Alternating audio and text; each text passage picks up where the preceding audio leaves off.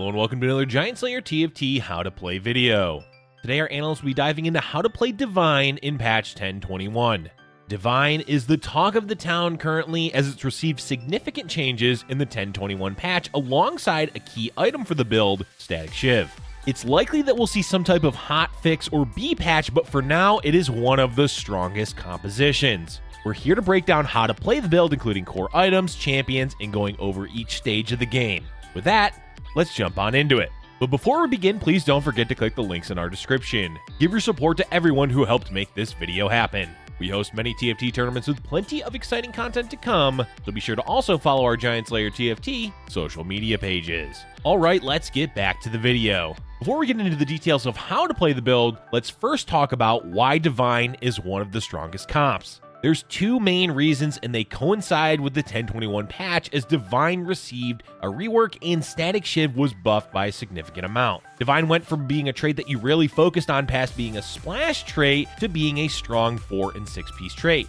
So, what were the buffs? Well, they made Divine a duration and upped all of the perks that the trait provides. It now provides a 50% damage reduction, removes all crowd control when the champion ascends, and they gain 50% true damage. The damage reduction and true damage are the two big factors as to why Divine is great to chase after, as 50% of both is a huge amount.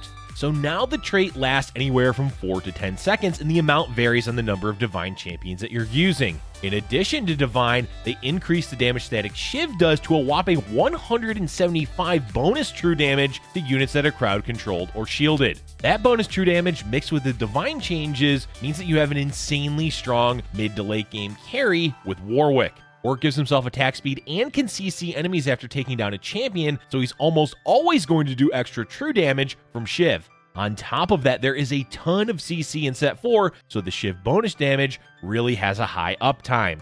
All in all, these changes have made Divine and Warwick an extremely strong mid to late game composition with very few counters. Now that we've talked about why Divine is suddenly doing so well, let's focus on the core items. As we've mentioned several times, the top item to look for when playing Divine is Static Shiv. You're going to need this item for the build to function properly, so prioritize either bow or tier from the first carousel. Warwick being the main carry is who you're going to prioritize giving Static Shiv to, but Jax can use it as well until you find Warwick. Another core item to go for is Quicksilver. Quicksilver allows Warwick to attack uninterrupted at the beginning of the round so that he can proc the Divine buff quickly. Not being CC'd allows him to get a lot of Static Shiv hits, which increases the odds of him getting a kill and thus CCing nearby enemy champions. As for the third item, it can be flexible. A second Shiv isn't bad as the damage is quite high, but items like Guardian Angel can be a good choice in case you play builds that can burst down Warwick. Otherwise, you can just go for general attack damage items like Deathblade or Giant Slayer. You may also see some players going for a rapid fire cannon, but it's not ideal as the range it gives means that Warwick is not going to fear nearby champions since he needs to be in melee range. Besides itemizing Warwick, you can give items to Jax, Aurelia, or Shen. Overall, you're going to want to aim for buff items if possible, like the newly buffed Zeke's or Locket. Defensive items are also fine, like ZZ Rot or Sunfire Cape. Overall, the goal should be to secure Static Shiv early on, as that's the key to playing Divine with Warwick carry. Next, let's talk about core champions and traits. As the name of the build implies, the focus is going to be on the Divine trait and its champions.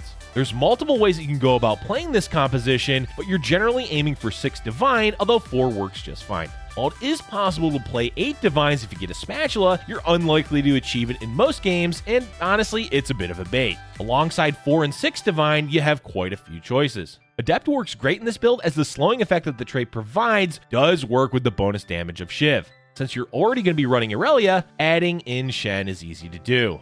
Since you have Shen, you can then add in Janna for both Mystic and Enlightened. Dazzler is another potentially useful trait if you want Lux in the completed build. Like Adept, the Dazzler effect will also count as crowd control for Shiv. Morgana is an easy addition to pair with Lux, or you can add Ezreal later on to make use of his ultimate, which also gives attack speed and healing. When you put all of these pieces together, the standard build level 8 should be Warwick, Aurelia, Lux, Jax, with Shen, Janna, and either Morgana or Ezreal. With a chosen Divine, you can easily hit 6 Divine. Later on, you're going to want to add in Lee Sin at some point, as well as Yone. Basically, make sure you have Warwick as your carry and add in whichever Divine champions that you find.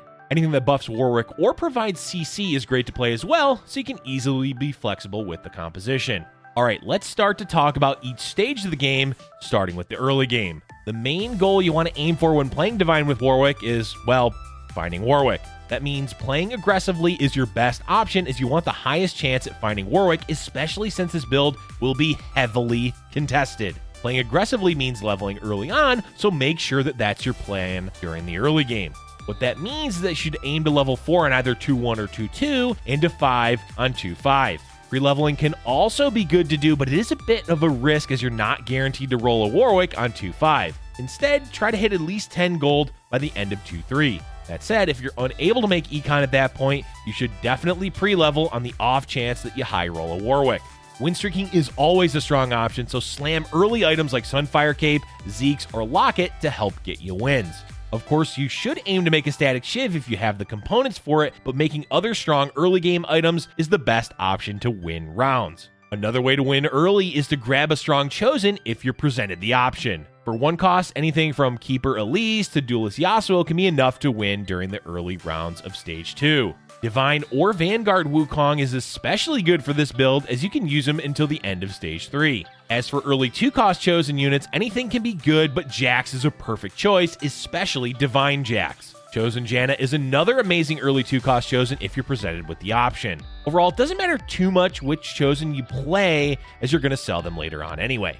Let's move on and talk about the mid-game. The early mid-game is honestly not that exciting of a time if your goal is to play Divine. Pick up any Divine champions that you can, but in general, you just want to get through Stage 3 with as much gold and health as you can. There's no real trick to playing Stage 3 well, it just comes down to what the game is giving you. Standard leveling works best, so aim to level for 6 on 3-2 and level 7 by 4-1. You can always delay leveling to 6 until you've hit 50 gold and slow level afterwards, but it depends on the situation. If you've been win streaking, level. Otherwise, you can play it slower, but keep in mind that not leveling lowers the chances of naturally hitting a Warwick. During Stage 3, you can sell your early game chosen if it's not a 2-cost champion or a Divine chosen. Doing so opens up the possibility of hitting a 3-cost chosen, such as Kennen or Kindred.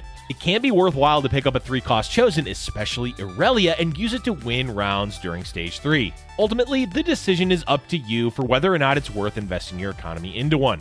And now we've hit round 4-1 and you've leveled to 7. If you naturally hit a Warwick, you can play this level slow. Aim to fill in your composition with other core champions and traits and stay above 50 gold. But if you haven't hit a Warwick and you have a static shiv, you definitely want to roll. Before you roll, make sure to scout, usually during Wolves.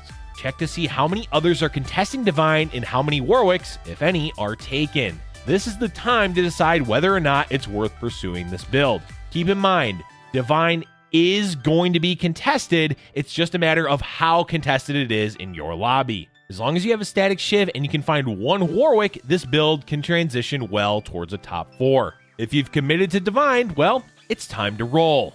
The goal here is to find Warwick and of course fill in your build with other Divine champions and whatever filler traits that you can find. Basically, roll until you find a Warwick, even if it ends up dipping you below 20 gold. Don't all in completely, but you want to roll as much as you can within reason, as hitting a Warwick is 100% needed to play this build. Unless you're low rolling or there's too many other players contesting Warwick, then you should be able to find at least 1 during your roll down. Once you've got at least 1, you can start saving gold again and playing the slower game. The plan from here is to hit level 8 sometime after Raptors so you can begin finding legendary champions to complete your build with. And on to the last stage of the game to talk about, the late game. Divine as a composition really shines the brightest in the mid to late game. That's because the more traits that you add in, the more value you can potentially give to your Warwick. Plus, Divine as a trait really wants fights to be over within the Divine buff duration, and late game fights tend to end much faster. There are a few things to go for in the late game. First, legendary champions. Lee Sin is the obvious choice since he's Divine and a duelist, so he pairs well with Jax. One of the largest weaknesses of Lee Sin is that, on his own, he's easy to kill and CC. But that's where Divine comes in and saves the day, as you're generally going to get a good value from his ultimate.